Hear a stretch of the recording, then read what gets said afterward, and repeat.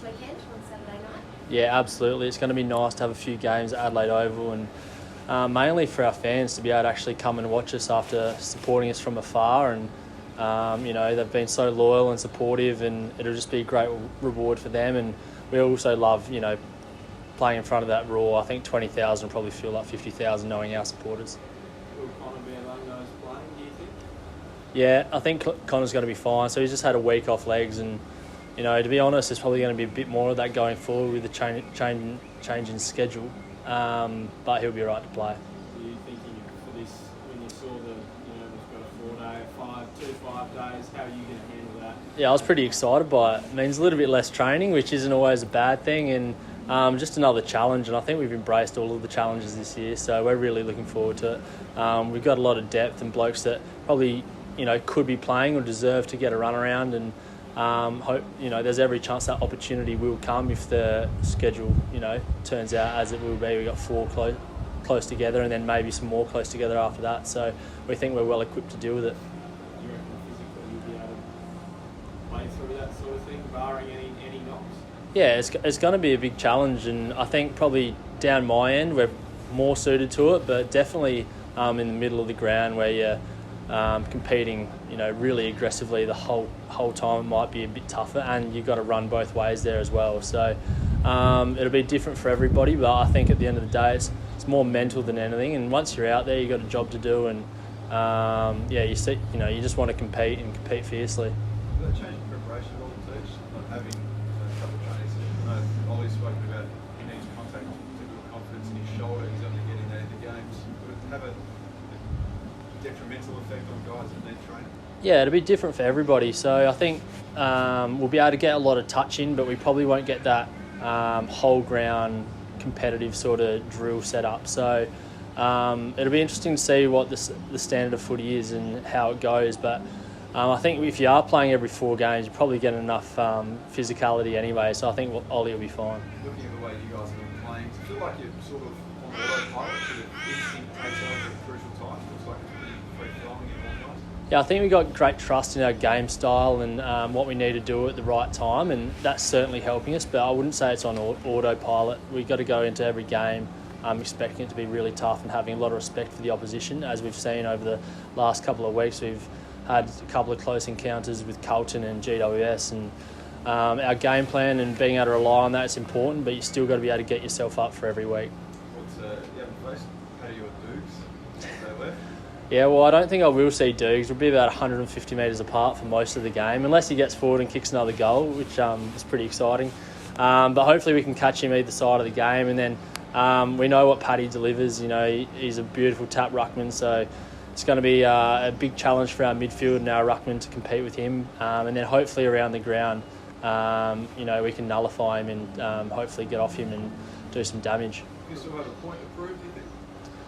I wouldn't say so much a point to prove, but in terms of the rider movement, more so just a young player coming through and wanting to make a name for himself, and it's a great challenge. It's someone that he's learned a lot of his craft off over the last few years, and an opportunity to put that on display against the man himself would be great. What about your work on the weekend? Try to snap into some coaches' votes. Yeah, I didn't say that, but I think the whole team's just working well together, and when there's plenty of pressure up the field, it makes my job a lot easier, and I've got great support from the boys around me. I think a couple of the contests from Trent McKenzie were just pivotal 2-on-1s, and the way Darcy Byrne-Jones and Hamish are playing up the field, as that high back roll is just making our job down deep a lot easier. Miles Berglund looks like he's getting pretty close. Just talk us through him and how ready he is if he does get the ball. Yeah, he's a talented young man, and he's got a great work ethic, and he's a real professional. And I think as much as for him, it's as much about the exposure to the elite level. So he came away with us. We're just trying to fast track his development, and I think he's a great athlete, and he's got some really strong attributes that will turn him into a great AFL player at some stage, whether it's in the next couple of weeks or a bit later this year or even next year, we're not sure. And Tommy, just talk us through, obviously it is going to be crammed schedule from rounds 9 to 12. Do the players need to take as much ownership as anything to sort of talk through whether or not they're fully fit to play a match? Does it come down to knowing themselves as much as it does in the medical stuff? Yeah, I think there's a little bit of that, but also we're pretty well monitored these days. There's not too much hiding, and I think the good thing about our club at the moment is there's a lot of transparency, and boys are willing to put the team first. So I don't think you'll get blokes putting themselves on the park unless they're right to play. And you know what, there might be a case where it's a 50-50 decision and something goes wrong and they've come out of the game early, but that's just the reality of our sport, and that happens every week. Brad Ebert, a fairly simple in this week. Yeah, he's a like for Mott, so he comes straight back into the forward line.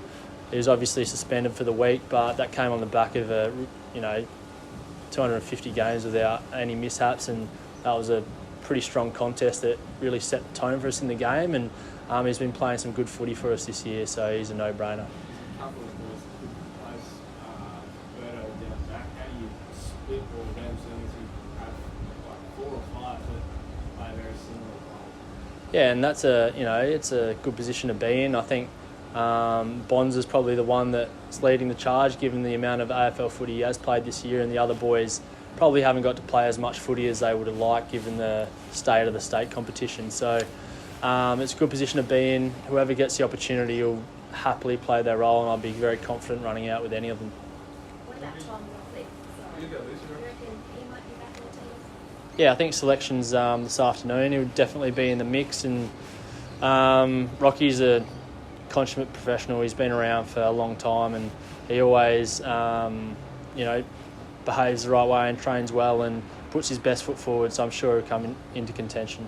And Scott obviously will miss anticipated with back next week, or is that just a lingering sort of issue with his knee? I'm actually not too sure on the Scooter one. I haven't caught him the last couple of days to see where he's at. I think his progress from last week to this week was ahead of schedule, so we'd be looking to hopefully see him sooner rather than later. And looking at the way you guys have played, you've been able to defeat teams in a number of different ways, coming from behind them and blitzing them early. Do you think you've developed a bit of an intimidation factor now, coming to play against Port Adelaide? I think teams know that they're always up for a contest against us, whether they're it's right at the start of the game or they're a couple of goals ahead, that we're not going to lie down. The pleasing thing for us is we've shown the resilience that we may not have shown in previous seasons, where we've been challenged and we've been able to respond. And I know the Robbie Gray thing is a little bit of a freak of nature, but they happen from time to time, and it just shows that you put yourself in good positions to win and you don't lie down, that things do fall your way from time to time.